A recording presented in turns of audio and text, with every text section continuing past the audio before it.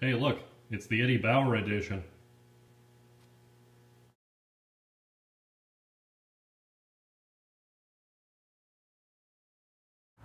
So these plastic emblems were held on by foam tape and two little pegs on the back. And as you can see, one of those pegs broke off. Actually, three of those pegs from the four emblems broke off. So I've recreated it with a little piece of steel rod and some JB weld. Is it the right way to do it? Probably not. Is it working so far? Yep.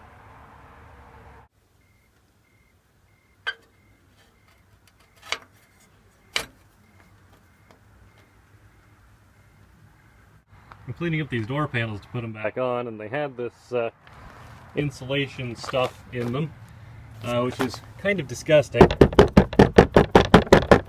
Don't know if that's picking up on camera, all that dust that's coming out. At least I'm telling myself it's dust.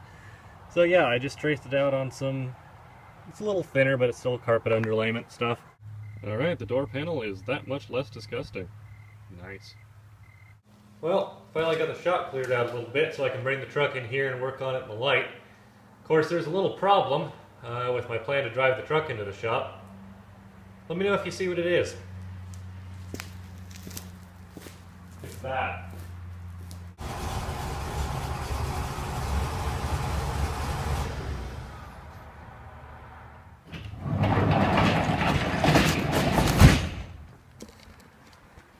It's a good thing I had the mirror off the other side, because that was a little close. This is not a small truck. I'm going to go ahead and replace the valve cover gasket, which of course means I got to pull the intake manifold off, so I got to replace that gasket too. That is one long valve cover. Also, awful lot of vacuum stuff under there. I've been trying to track down what all that does. To that end, camera will readjust its white balance. Thank you, camera. I've been working on a little routing diagram here so I know where everything goes. As you can see, that's yeah, that's going just absolutely swimmingly here. Also interesting, Ford's I'm sure like trend-setting or groundbreaking or something or another, stupid would be my word for it, use of plastic vacuum lines. That was way harder to remove than it should have been. Not because of these fasteners. These fasteners were just fine. You'll notice though, this one has an extra little bit of stud up above it. Of course, that was the one on the very back, all the way back. And where's my flashlight? All the way back there. And they didn't put a nut on top of it. No, that would have been too expensive. They put this on top of it. It's some kind of push-on locky thing that was holding a wiring harness down. So I had a good look at those threads, cleaned them up with a tap. Turns out they're just quarter 20 national course. And what do you know? I have one. Cheap bastards. Who would have believed there was an intake manifold underneath all that grease? Came out pretty nice. So did the valve cover. I didn't get them perfect because they're not going to stay clean for long, but figured out how to make them a little nicer before I put them back in. And everything was going great until I removed the PCV valve to test it. And yeah, the PCV valve works, but it's broken now. So this is some of that old vacuum line. The funny thing is, a couple runs of this were, you know, right down in the close to the head there, and those ones are brittle as hell. But the ones that were a little further away are just fine. And this is like new. So I thought that the lines down there too close to the head were the problem, but no, this one's routed right alongside that pink line, and it's in great shape too. It's not breaking or anything. So yeah, apparently the licorice is good, the cherry is good, and the lime is good. It's the strawberry you gotta look out for. Alright, the gasket's glued on. Some of that schmoo. So hopefully it stays on when I turn this thing over and push it past those fuel lines, and yeah, it's totally going to fall off and screw with me, isn't it? Click. I'm going to call that 7 pound-feet. And click. Nice. And the solenoid pack needs to go on. Now, it doesn't use proper nuts either. At least they sort of look like nuts. They're just these stamped metal bastards. But, yeah. Well, I couldn't afford to spare one of those for the back. Well, she's all going back together. I'm just hung up on needing that PCV valve that I wish I hadn't broken. And, of course, when I'm staring at something with a can of cleaner in my hand, I'll start cleaning other stuff, and thought it was looking pretty good. And then I tried to clean the power steering pump here. And turns out much of it's plastic, and the paint does not like carb cleaner. So, yeah, lesson learned there. What, me use carb cleaner on a painted surface? Never. Never. Just put this away. I'm going to go ahead and replace all of the soft brake hoses on this truck for two reasons. The first reason is that all of the lines are older than I am, at least as far as I know. And the second is that they've been through a grass fire. Don't shear off. Please don't. Yeah, good, yeah. Nothing coming out. Nothing coming out at all. Okay, that's the same as the other side. I don't remember whose channel I saw this on. I think it was Eric the Car Guy. So, press the pedal, put it against the seat, and yeah, make sure your battery's unplugged or your brake lights will be on for no reason. Okay, so this is that bleeder, and I think you can see the problem. So, got a drill bit the right size.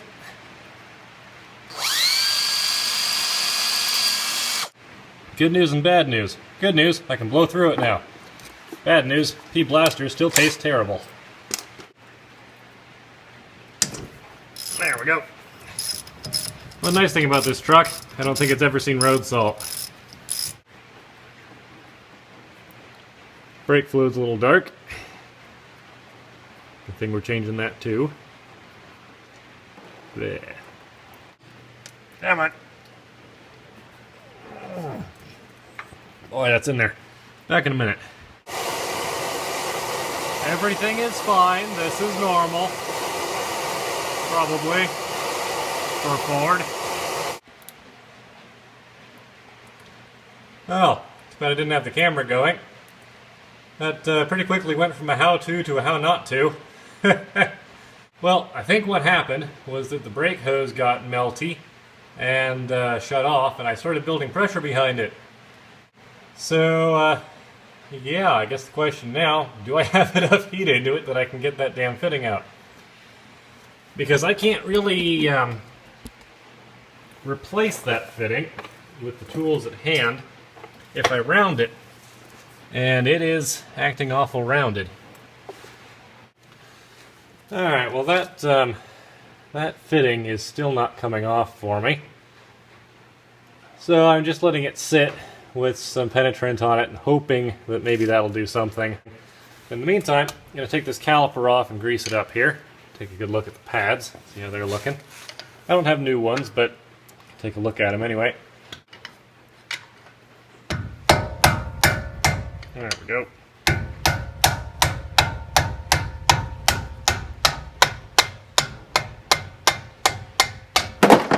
Now, just what I wanted. Who knows what the last time was? These saw some lunatic with a hammer trying to break them.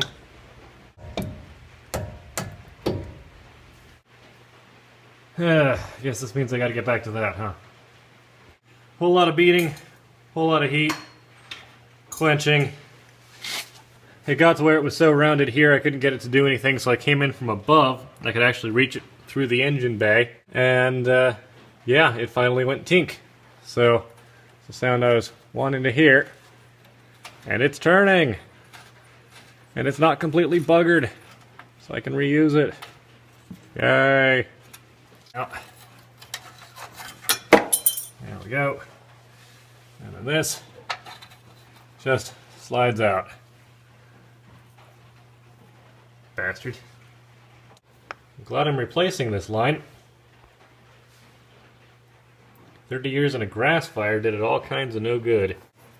Now, you gotta make sure that these two tabs on the bottom get into this groove properly. If you get one a little bit out of the groove, it's not gonna be happy. Seems like a really tough thing to screw up, but when you can't see it, all things are possible.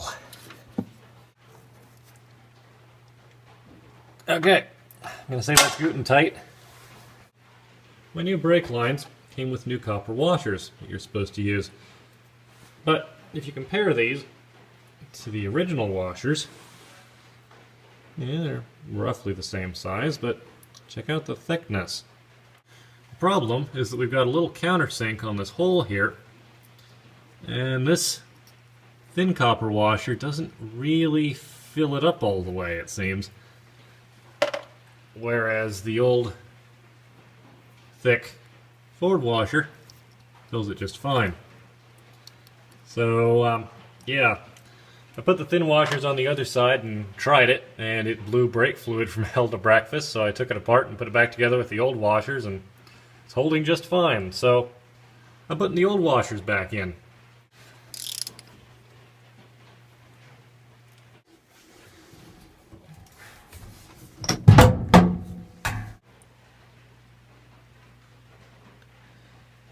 Yeah, there's supposed to be little chunks in brake fluid, right? Helps it stop leak, that's what it is, stop leak. Yeah. Yeah. I'm glad I'm flushing this system out.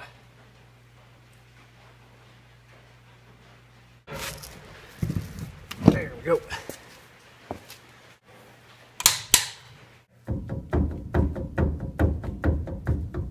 That doesn't seem right.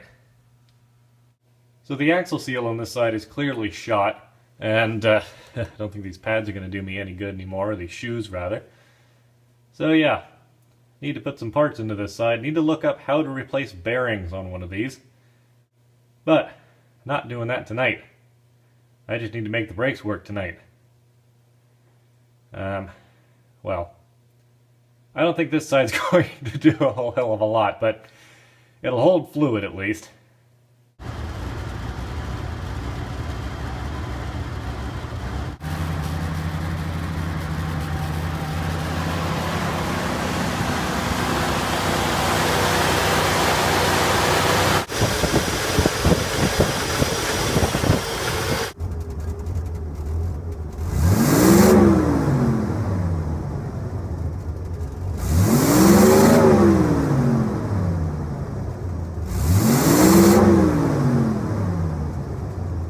Yeah, corpses are still coming out. But I'm still pushing forward on this thing. I went ahead and changed the coolant. I just had hose water and a little bit of glycol in it. And so I changed that out to something that should hopefully prevent this thing from freezing up as the weather turns on us. And I also thought that, you know, while I had this thing in the shop, I might as well at least do one small project I could finish for a change. And by finish, I mean finish temporarily. Yeah, that is an audio amplifier I took out of my first Pathfinder. And a bunch of scabby wiring. Surprisingly enough, that's not all my scabby wiring. Some of it is, though. Anyway, I tapped the Clarion from 1995 into these speakers, these premium speakers, no less, from 1987, and then plugged it into my old iPod. So, is it the right way to do this? Is it going to stay like this? Yeah, probably not. But you know what? For now, I think this is good enough. I think this is more stereo than this truck deserves at this particular moment. But don't take my word for it. See if Supertramp agrees with me. You're bloody well right. You got a bloody right to say.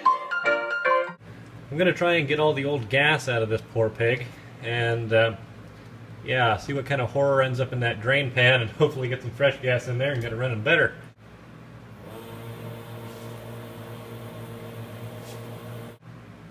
Okay, I hear the pump working, but nothing's coming out. Okay, so that's all it's putting out. Now I know this is a low pressure pump, but that seems a little anemic. What do you want to bet the pump pickup is clogged?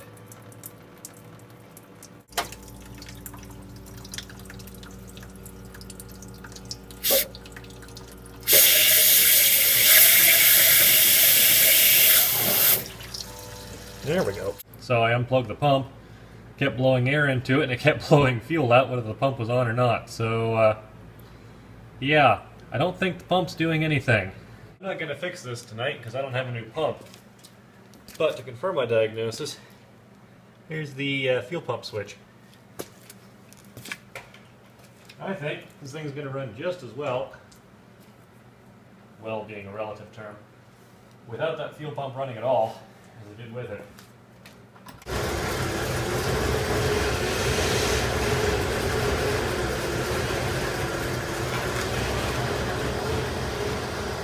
Got the pump out and managed to break the strainer in the process. Strainer doesn't look, well, actually that is pretty damn plugged up there. That might not have been helping anything. And yeah, there's a little rust on it, nothing too bad. I do notice that the float is missing.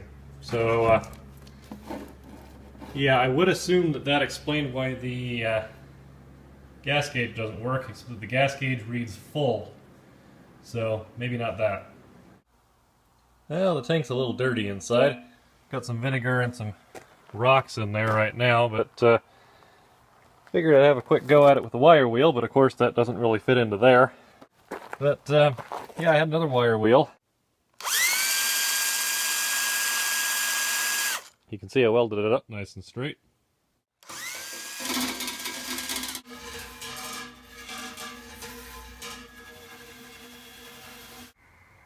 Oh good, my peanut brittle came. It's a little more flexible than peanut brittle, marginally, but yeah, gotta put this in. I've been kind of putting it off because it looks like a pain in the ass, but Zach came over today and he's like, hey, we could put this thing in. And you can see how well that's gone. Instructions were not clear. It's a good thing we don't have a ceiling fan in here yet. Yeah, I think attempt 2 has gone a little better than attempt 1. I think, yeah. Just slightly better, yeah. Yeah, this is in here, and it's a pain in the ass, but much less of a pain in the ass once Zach realized that I just had it shifted too far back. I started staring at this line and going, well, maybe if we kind of went the opposite way, lined it up here, and then moved it forward, and that seemed to line things up a bit better, so. Yeah, because nothing was lining up before. Unfortunately, I went and cut one hole in this in just the wrong frickin' place. And yeah, so now it all needs to come out again so that we can put the sound deadener pad back underneath it. Yeah. Well, got the sound deadener in. This is the stuff that came with the kit. We finally realized it was supposed to go all the way forward, and that made a lot more sense. Seems to be a recurring theme. Well, after much screwing around, we've got the flooring in and the seat back in, and that was whole bunches of fun, wasn't it? Yeah.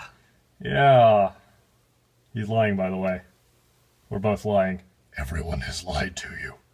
Anyway, it all went back together pretty well, with the exception of the spot that I cut out that I shouldn't have cut out. So I'm thinking I might just make a little plate for that, but figure that out when we get there. And we've even got some floor mats over our massive floor mat. Well, here's the new low pressure fuel pump all ready to go in. The seller thought of everything. They included a new gasket, new fuel clips, and just in case the whole thing drives me to drink, one of these line things. Alright, now for the fun part, putting this damn thing back in. The gas tank's got these little plastic sheets on it, and this one's seen better days. I think the fire did a number on it. But, got a bag that's about the same size. Perfect. Okay, the new fuel pump makes zero difference to how this thing runs. Well, I was pretty confused, so I went and asked some guys on a Facebook page. They suggested I check the temp sensor here for the computer, and it's a little off, so I'm thinking I might just order a new one of those. But I'd also read that the EGR valve can cause problems. I decided to try blocking it off to see what would happen. That's just a piece of cardboard jammed in between the EGR valve and the manifold. And, well, much to my surprise,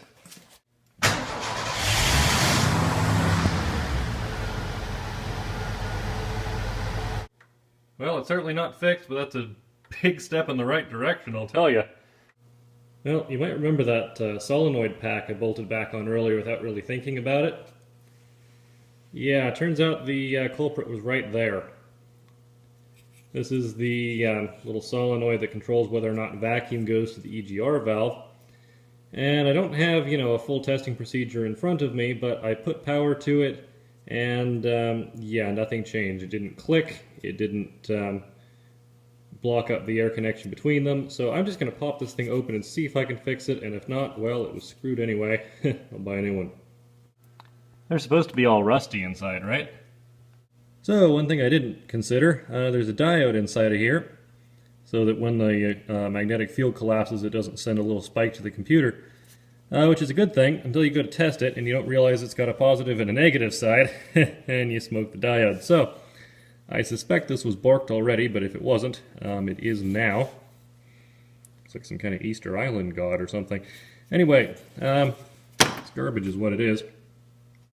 We're close to test driving this truck for the first time, which I'm getting kind of excited about, actually. But, yeah, before we can do that, I need to put the shifter back in. And before I can do that, I have to address where I screwed it up here. And I can't really glue that material back, so I figured the next best thing is to cover it. There's so much diamond plate on the back of this truck, I figure this will just tie right in. Well, this little thing right here was more trouble than I expected it to be. It wasn't that hard to get out, but it was hard to get back in because you got to push it down against the spring and then clip it in. So I couldn't push it down with both hands. Probably something to do with having skinny fingers and being, maybe 150 soaking wet. So I came up with a rig here, 15/16 wrench and a ratchet strap around my neck, that I could just press down on this with one hand, pull up on it with my my torso here, and that pushed it down enough that I could turn it and get it started. Alright, and the shifter is back in, and the little plate underneath it is in, and yeah, that's the top of an Altoids tin, and there's a good reason for that. The reason is that the top of an Altoids tin will also hold the bottom of an Altoids tin if you bend the sides in just a little. And, yeah.